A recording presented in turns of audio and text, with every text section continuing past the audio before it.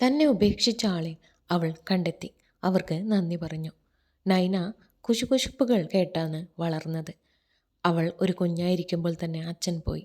വിളികളില്ല, കത്തുകളില്ല, വിശദീകരണമില്ല. വെറും നിശബ്ദത. അവളുടെ അമ്മയാണ് അവളെ വളർത്തിയത്. അവർ 2 ജോലികൾ ചെയ്തു. എന്നിട്ടും ഉറക്ക സമയം, കഥകൾക്കും സ്കൂൾ പ്രൊജക്റ്റുകൾക്കും സമയം കണ്ടെത്തി.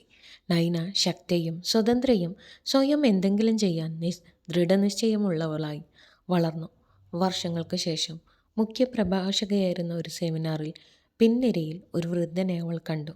ദുർബലനും പരിഭ്രാന്തനും. അവളുടെ ഹൃദയം തുടിച്ചു. അത് അവനായിരുന്നു. പ്രസംഗത്തിന് ശേഷം അവൾ നടന്നു, പുഞ്ചിരിച്ചു പറഞ്ഞു, നിങ്ങൾ പോയതിന് നന്ദി.